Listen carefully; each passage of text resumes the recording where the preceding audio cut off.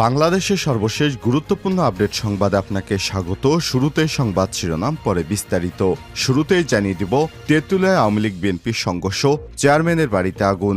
পঞ্চগড়ের তেঁতুলিয়া উপজেলা বাংলাবান্ধা ইউনিয়নের সিপাইপাড়া বাজারে আওয়ামী লীগ এবং বিএনপি সমর্থকদের মধ্যে ব্যাপক সংঘর্ষের ঘটনা ঘটেছে। এতে দুই পক্ষের অন্তত 14 জন আহত হয়েছে।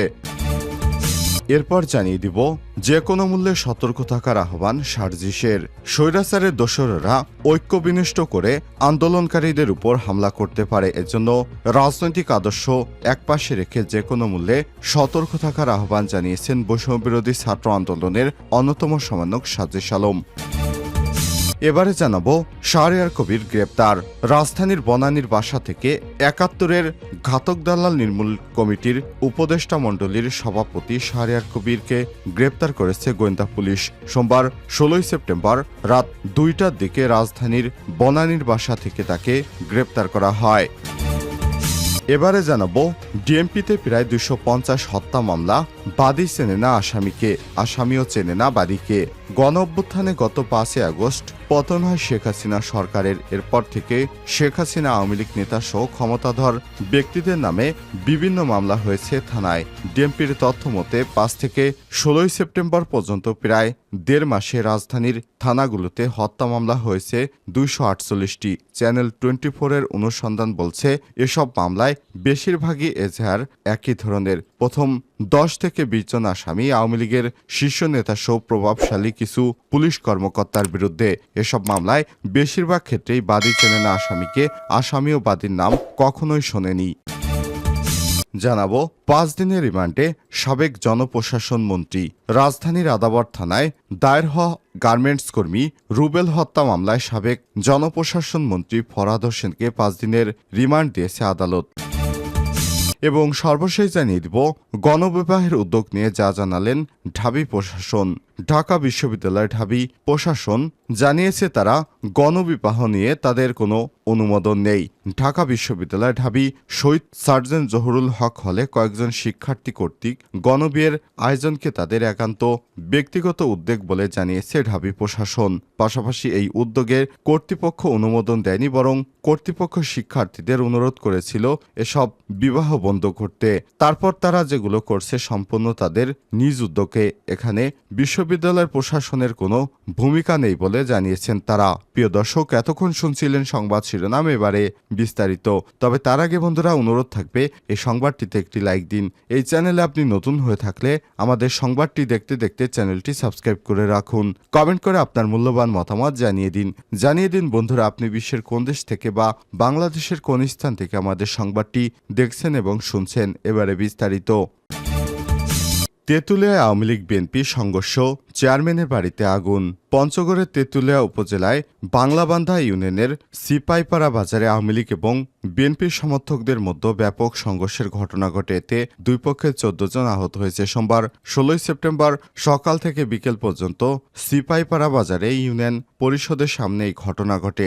আহতদের উদ্ধার করে উপজেলা স্বাস্থ্য কমপ্লেক্সে ভর্তি করা হয়। আহতরা হলেন বাংলাবান্ধা ইউনিয়নের সোরাব আলী ৩৬, হিমেল ৪৯, আরিফ হোসেন, জাফর আলী, আয়ুব আলী, তিরনহাইট ইউনিয়নের আশিকুর রহমান, আজিজুল হক, চিলমারি এলাকার ফরিদুল ইসলাম।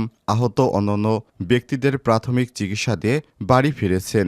স্থানীয়দের অভিযোগ, সোমবার দুপুরে স্থানীয় এক বিএনপির সমর্থক হোটেল ব্যবসায়ীদের দোকানে হামলা এবং ভাঙচুর চালায় উপজেলা আওয়ামী লীগের সাংগঠনিক সম্পাদক এবং ইউপি চেয়ারম্যান কুদরতি খোদা মিলনের সমর্থকেরা। এ সময় বিএনপির সমর্থকেরা এগিয়ে গেলে দুই পক্ষের মধ্যে সংঘর্ষের ঘটনা ঘটে। এতে উভয় পক্ষের প্রায় 14 জন আহত হয়েছে। এক পর্যায়ে বিক্ষুব্ধ আন্দোলনকারীরা ক্ষিপ্ত হয়ে চেয়ারম্যানের বাড়িতে আগুন লাগিয়ে দেয়। আটককৃতরা হলেন তিরনহাট ইউনিয়নের বাসিন্দা আহসান হাবিব, জিয়াউল আনসার, আনিসুর রহমান, ইউসুফ পাভেল, বাংলাবান্ধা ইউনিয়নের রুস্তম মাহমুদ এবং আব্দুর রহমান। যে কোনো মূল্যে সতর্ক থাকার আহ্বান সাজিশ আলমের। স্বৈরাচারের দোসরেরা ঐক্য বিনষ্ট করে আন্দোলনকারীদের উপর হামলা করতে পারে। এজন্য রাজনৈতিক মতাদর্শ একপাশে রেখে যে কোনো মূল্যে সতর্ক থাকার আহ্বান জানিয়েছে বৈষম্যবিরোধী ছাত্র আন্দোলনের অন্যতম সমন্বয়ক সাজিশ আলম। সোমবার 16 সেপ্টেম্বর বিকেলে রংপুর পাবলিক লাইব্রেরি মাঠে বৈষম্যবিরোধী ছাত্র আন্দোলনের আয়োজনে গণ অভ্যুত্থানে প্রেরণকারী শহীদ পরিবারের সঙ্গে সাক্ষাৎ এবং দুর্নীতি, চাঁদাবাজ ও সন্ত্রাসের বিরুদ্ধে ছাত্র নাগরিক মতবিনিময় সভায় প্রধান অতিথির বক্তৃতায় তিনি এসব কথা বলেন। সাজিশ আলম বলেন, এই অভ্যুত্থান একক কোনো বিশ্ববিদ্যালয়ের আন্দোলনের ফসল নয়, সম্মিলিত আন্দোলনের ফসল হিসেবে আনা এ বিজয়ের স্পিরিট ধরে রাখতে হবে। বাংলাদেশে সুষ্ঠু নির্বাচনের মাধ্যমে জনগণের সরকার প্রতিষ্ঠার আগ পর্যন্ত সব রাজনৈতিক দলকে ঐক্যবদ্ধ থাকতে হবে। বিভাজন সৃষ্টি করলে সব স্পিরিট ধুলোয় মিশে যাবে।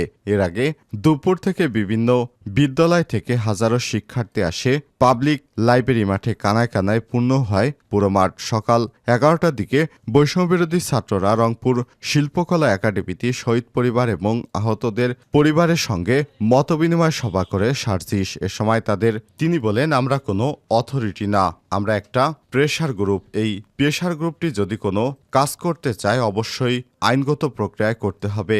আমরা যেন আবারও ক্ষমতার অপব্যবহার করে কোনো কিছু করতে বাধ্য না করি, এটি আমাদের মাথায় রাখতে হবে। আইনগত প্রক্রিয়াটি বেছে নেই, তাহলে দেশ স্থিতিশীলতার দিকে এগিয়ে যাবে। এ সময় তিনি বলেন, দেশের সিস্টেমের ভিতরে যে ক্যান্সার তৈরি হয়েছে তা দ্রুত সম্ভব তা নির্মূল করে জনগণের ভোটের মাধ্যমে একটি জনগণের নির্বাচিত সরকারে যেতে হবে। এজন্য ধৈর্য ধরে অন্তর্বর্তীকালীন সরকারকে সহযোগিতা করতে হবে এবং রাজনৈতিক আদর্শ দালালি এবং মুখোমুখি হওয়ার ট্র্যাডিশন থেকে বিরত থেকে কিছু সময়ের জন্য ঐক্যবদ্ধ থাকতে হবে। শাহরিয়ার কবির গ্রেপ্তার। রাজধানীর বনানী থেকে ৭১-এর ঘাতক দালাল নির্মূল কমিটির উপদেষ্টা মণ্ডলীর সভাপতি শাহরিয়ার কবিরকে গ্রেপ্তার করেছে গোয়েন্দা পুলিশ। সোমবার 16 সেপ্টেম্বর রাতে রাজধানীর বনানীর বাসা থেকে তাকে গ্রেপ্তার করা হয়। তথ্যটি কালবেলাকে নিশ্চিত করেছেন বনানী থানার ওসি রাসেল সারোয়ার। শাহরিয়ার কবিরকে মঙ্গলবার 17 সেপ্টেম্বর আদালতে সোপর্দ করা হবে বলে জানান তিনি। এ সময় তিনি বলেন, শাহরিয়ার কবিরকে আটক করেছে ডিবি পুলিশ। আটকের সময় ডিবি পুলিশের সঙ্গে তেজগাঁও থানার ওসিও ছিলেন। যেহেতু আমার থানা এলাকায় থেকে আটক হয়েছে তাই বিষয়টি আমার নলেজে রাখতে বলেছেন। শাহরিয়ার কবির এখন কাদের হেফাজতে জানতে চাইলে ওসি রাসেল বলেন, তাকে ডিবি পুলিশ নিয়ে গেছে, তাদের হেফাজতেই রয়েছে। বনানী থানার করা এক হত্যা মামলায় শাহরিয়ার কবিরকে গ্রেপ্তার করেছে তেজগাঁও থানার পুলিশ উল্লেখ করে ওসি বলেন, তবে কোনো হত্যা মামলায় গ্রেপ্তার সেটা বলতে পারছি না। উল্লেখ্য, গত 20 আগস্ট আন্তর্জাতিক অপরাধ ট্রাইব্যুনাল হেফাজতের যুগ্ম মহাসচিব শিক্ষা ও আইন মুফতি হারুন উজহার চৌধুরী মতিঝিল শাপলা চত্বরে 2013 সালের 5 মে হেফাজত ইসলামের সমাবেশ ঘিরে মানবতা বিরোধী অপরাধ এবং গণহত্যার অভিযোগ করে সাবেক প্রধানমন্ত্রী শেখ হাসিনা সহ আরও 23 জনের বিরুদ্ধে অভিযুক্তদের একজন শাহরিয়ার কবির। এছাড়াও গত 5 আগস্ট যাত্রাবাড়িতে কুতুব আলীকে শিক্ষার্থী ইমরান হোসেনের মৃত্যুর ঘটনায় দায়ের করা হত্যা মামলার আসামিও এই মুরগি কবির খ্যাত শাহরিয়ার কবির।